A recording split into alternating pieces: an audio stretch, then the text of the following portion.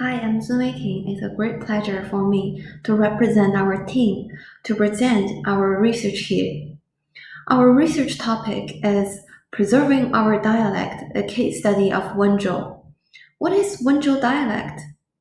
This is actually the local dialect used in Wenzhou City, Zhejiang province in China with a long history.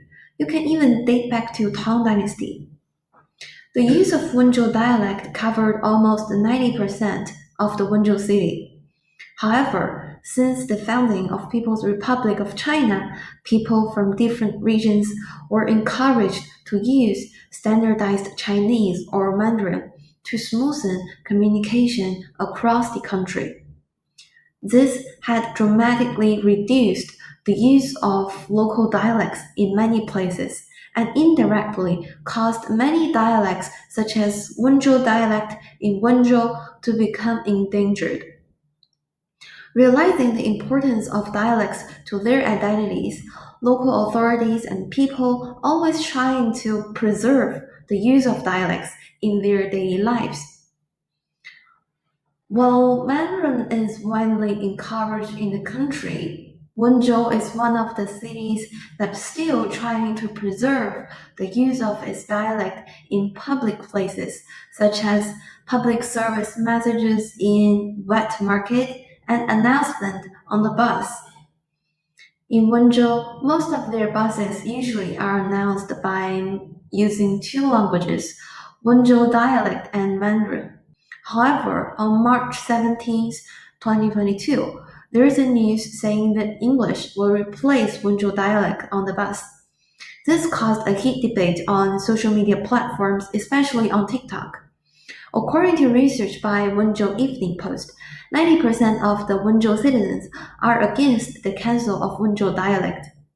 A few days after the incident, Wenzhou Transport Group held a conference to clarify that it was actually a rumor and they won't cancel Wenzhou dialect. Although the plan is cancelled, responses on social media reflect the attitude of Wenzhou citizens in preserving their dialect. Therefore, this study intends to investigate and analyze the reasons behind the responses. In order to answer this question, we use content analysis as our methodology to analyze the contents under the news on the social media. We mainly focused on one post by Xiao News on TikTok, which is considered credible in local. We collected nearly 6,000 of the comments under this post and analyze them all. Based on our analysis on these comments, there are basically three reasons: practicality, inheritance, and uniqueness. For practicality, it means the ability of something being put out to use. In this case, it is something crucial or it is the only language used by the elderly. Most of the netizens voiced their dissatisfactions about the actions as they think the authority is not concerned about the senior citizens' needs. In Wenzhou, most senior citizens are still highly dependent on Wenzhou dialect, and to some of them, it is the only language that they are able to speak. If Wenzhou dialect announcement is cancelled, it will significantly affect the daily lives of the senior citizens, who are also the main users of public transport. Based on the quotes, some comments also mentioned that adding English into announcement may help in promoting the city, but it is irrational to replace Wenzhou dialect with English based on the population of users in Wenzhou. As for inheritance, to dialect it is something to pass down to next generations. Most people believe that Wenzhou dialect is a symbol of them as a Wenzhounese and it has to be passed down to their kids. As the use of the dialect is already so limited in their daily lives, bus announcement is an exposure to remind the kids that they are Wenzhounese, and some even say that bus is the place for their kids to learn dialect. So canceling the announcement in Wenzhou dialect would be like cutting off the path for the kids to learn language. As for uniqueness, it means Wenzhou dialect is a symbol of Wenzhou. It is special and is something that could represent the local specialties. The citizens' comments also mentioned regional representatives. For instance, they said Guangzhou and Hong Kong. They also use their dialects on bus to show their specialties. Like different areas, they have different dialects. If Wenzhou lose their dialect in public places, they are no more different from people who are of different regions. That's how dialects show regional representatives. So, based on these three reasons, they are actually in line with previous study. According to Xiao's research, when we are trying to protect our dialect, we actually are thinking about the practicality. On the one hand, the dialect will produce a psychological affinity for the young and old people who can already speak Mandarin. On the other hand, the dialect is convenient for local senior citizens who can only speak dialect. This is in line with our first dimension. As mentioned by the comments, the main reasons for the incident is to ensure the use of dialect for the elders. Also, in Wang's study, preserving dialect is also something related with inheritance and development of culture.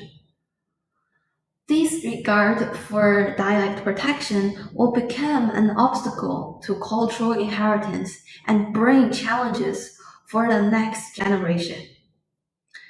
This explains the second dimension we have found in this study. Dialect or language are always seen as heritage to be passed down, which becomes an essential component for cultural protection and development. Comments above also emphasize the loss of dialect would greatly damage the heritage of local culture. Moreover, Heng's study confirms that uniqueness is an important factor in dialect preservation. Wang's study also agrees that dialect carries cultural value, highlighting the local characteristics of the city and the regional customs. As mentioned by the comments, Wenzhou dialect is something that cannot be replaced. This is the foundation of Wenzhou culture. Its special characteristics makes it different from all other dialects, and therefore makes Wenzhou citizens distinguishable from people of other regions. The loss of Wenzhou dialect will be the loss of the symbol of Wenzhou. In general, from this analysis, it reflects the attitude of Wenzhou citizens in preserving Wenzhou dialect.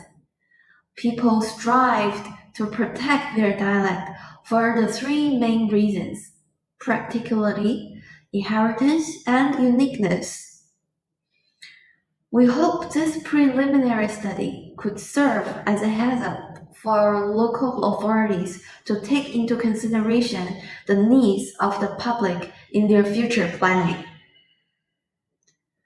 In order to provide constructive suggestions to local authorities of the public needs, we will extend our efforts by having interviews with local citizens to understand their view in preserving and reviving of the dialect. Apart from understanding the reasons, we intend to get public views on effective ways to promote and preserve dialects in future. By understanding this, we hope to provide constructive suggestions to local authorities in their future effort in preserving the dialect. Thank you.